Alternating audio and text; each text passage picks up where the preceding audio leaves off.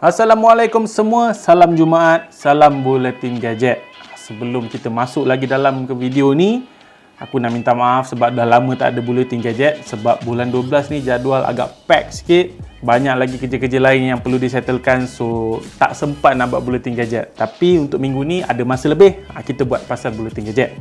Dan juga sebelum masuk lagi ke dalam video ni, aku nak ucapkan takziah kepada mangsa-mangsa banjir yang mungkin ada terlibat dalam kehilangan nyawa. Musim banjir kali ini memang agak teruk dan sama-samalah kita berganding bahu untuk membantu mangsa-mangsa banjir semua. Dan juga kalau korang terlibat dalam bencana banjir ni di kawasan korang nak cari nombor-nombor hotline yang boleh ditelefon, yang boleh dihubungi, aku akan letakkan link artikel di bawah. Dekat artikel tu ada banyaklah nombor-nombor hotline mengikut kawasan-kawasan tertentu. Jadi kalau korang perlukan nombor-nombor hotline tu, bolehlah ke artikel tu. Ada nombornya.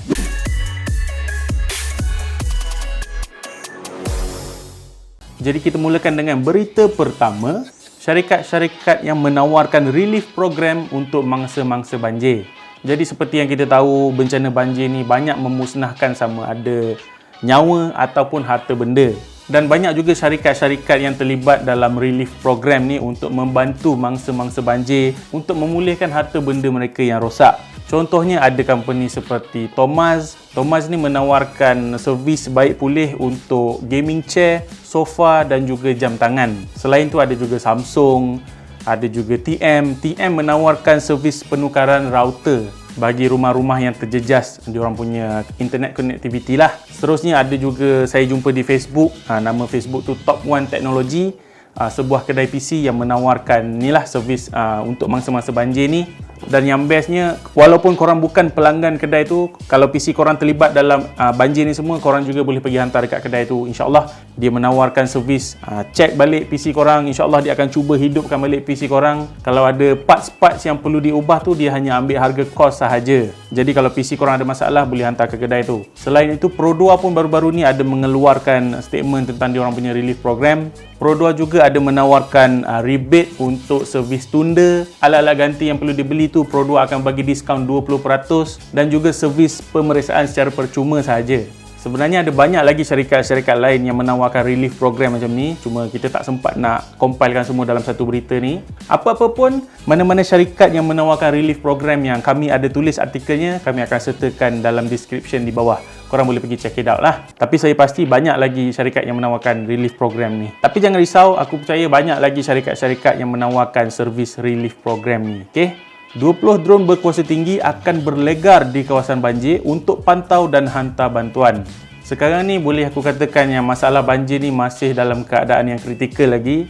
Walaupun ada kawasan-kawasan yang airnya dah surut, tetapi bantuan masih diperlukan. Jadi bagi memperkuatkan lagi operasi untuk tinjauan dan menghantar bekalan makanan ni, Kementerian Sains, Teknologi dan Inovasi dikatakan bakal menggunakan khidmat drone berkuasa tinggi. Ia merupakan kerjasama daripada MOSTI yang melibatkan 5 syarikat swasta yang menyediakan 20 drone berkuasa tinggi yang akan dikendalikan oleh Pasukan Tindakan Kecemasan Khas Perkhidmatan Drone ataupun PTK2 drone. Drone tersebut dijangka akan dilancarkan sebaik sahaja mendapat kelulusan daripada pihak berkuasa penerbangan awam Malaysia. Ia tak dinyatakan drone model apa yang digunakan, tetapi yang diketahui adalah drone tu mampu terbang dengan kapasiti 10 kg.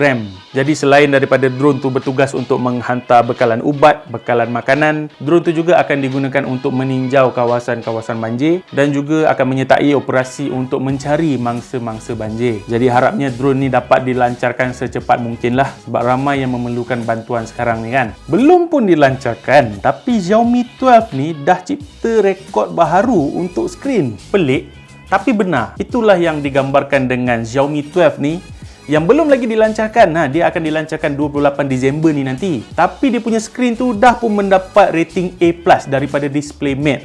Pelik tak pelik? Tak cukup dengan tu, Xiaomi 12 ni pun telah pun memecah rekod sebanyak 15 rekod tau. Tapi tak tahu 15 rekod tu rekod apa. Tapi adalah tu 15 rekod. Selain itu, dikatakan juga yang Xiaomi 12 ni akan menggunakan panel AMOLED berkualiti tinggi, kecerahan yang tinggi dan juga ia akan dilindungi dengan kaca Corning Gorilla Glass Victus. Walau apa pun tak banyak lagi spesifikasi yang akan didedahkan setakat ni, tapi setakat yang kita tahu, Xiaomi 12 ni memang akan menggunakan Snapdragon 8 Gen 1. Jadi kepada peminat-peminat Xiaomi di luar sana, nantikan Xiaomi 12 28 Disember. Dijangka model iPhone ini tidak lagi akan terima iOS 16. iPhone ni kita tahu ramai orang beli sebab dia punya kamera. Tetapi selain daripada kamera tu, ramai beli iPhone ni sebab dia punya software update tu yang dijanjikan dalam 5 tahun tau. Tapi kepada korang yang masih menggunakan iPhone model yang lama, mungkin kalau korang ada rezeki sekarang ni, mungkin masa untuk korang beralih kepada iPhone yang lebih baru. Ini adalah sebab sumber daripada iPhone Soft, mereka menerima maklumat bahawa 3 model iPhone ni iaitu iPhone 6s, iPhone 6s Plus dan juga iPhone SE yang tahun 2016 tidak akan menerima lagi kemaskini iOS 16. Selain itu, iOS 16 ni juga dijangka memerlukan chip sekurang-kurangnya A10 Bionic chip. Bagaimanapun mungkin jangkaan ini tidak benar sebab iPhone Soft sebelum ni dia ada tersalah juga. Tapi ikut logik, iPhone yang lama ni memang dia menunggu masa-masa bila nak kiok je kan. Sebab kita tahu Apple ni kalau anak tiri yang baru dia akan agung-agungkan. Anak-anak yang lama tu dia dah buat tak endah je kan. Selain daripada itu, iPhone Soft juga menjangkakan bahawa model-model iPad ini tidak akan mendapat kemaskini iPadOS 16. Dan kalau korang nak tahu, iOS 16 dan iPadOS 16 ni dijangka akan diriliskan pada bulan Jun tahun 2022. So sama-samalah kita nantikan. SMS pertama di dunia dijual dalam bentuk NFT pada nilai lebih setengah juta. Non-fungible token ataupun lebih dikenali sebagai NFT semakin popular hari ni. Kalau korang ingat kan, dulu ada satu tweet yang pertama dibeli dalam bentuk NFT ni dengan nilai lebih 11 juta. Kini NFT SMS pertama di dunia telah pun dijual dalam acara lelongan baru-baru ini pada nilai $121,000. Kalau convert dalam Malaysian ringgit, almost setengah juta lah. SMS pertama tersebut berupa ucapan perayaan Merry Christmas yang dihantar oleh Neil Papworth kepada rakan beliau menerusi rangkaian seluler GSM Vodafone di United Kingdom sekitar bulan Disember 1992. Bagaimanapun, negara itu tidak membenarkan jualan aset tidak wujud. Jadi macam mana dia nak jual, macam mana dia nak bawa benda tu kan? Dikatakan SMS pertama itu akan diiringi sekali dengan bingkai digital yang memaparkan kod dan protokol komunikasi. Wah, jadi NFT ni memang antara benda yang trending tau sekarang. Kita dapat tengok dulu dia beli tweet pertama, lepas tu SMS pertama. Lepas ni dijangka mungkin akan digunakan untuk muzik, gambar, video dan juga teks. Benda-benda tu pun mungkin akan boleh menjadi jual beli nanti kan. Macam-macam negara sekarang kan. Rantai yang didakwa selamatkan pemakai daripada 5G rupanya ada radioaktif, babe. Okey, kalau korang tak peka dengan isu semasa, ada tau golongan-golongan yang menolak 5G ni. Aku pun malah nak sembang banyak. Korang tahulah kan golongan-golongan tu, golongan anti-vaksin dan sebagainya yang menolak benda-benda berisu teknologi yang nampak advance ni, diorang tolak. Terbaru, pihak berkuasa Belanda ataupun singkatannya ANVS, diorang ni bertanggungjawab dalam nuklear dan radiasi tau. Dan baru-baru ni diorang ada keluarkan senarai barangan yang mengeluarkan radiasi yang memudaratkan manusia. Barangan-barangan tersebut didakwa dapat melindungi pemakai daripada 5G. Sejajar dengan itu, ni World Health Organization WHO, diorang ni pun dah pun mengatakan yang 5G ni tidak berbahaya. Sama juga macam 3G, sama juga macam 4G, sama je, tak ada masalah pun. Jadi pihak berkuasa Belanda ni ataupun ANVS ni, diorang ni mendesak tau agar pengguna-pengguna tak membeli produk-produk macam ni. Sebab produk-produk macam ni dia akan mengeluarkan radiasi yang berbahaya kepada pengguna bila digunakan pada masa yang lama.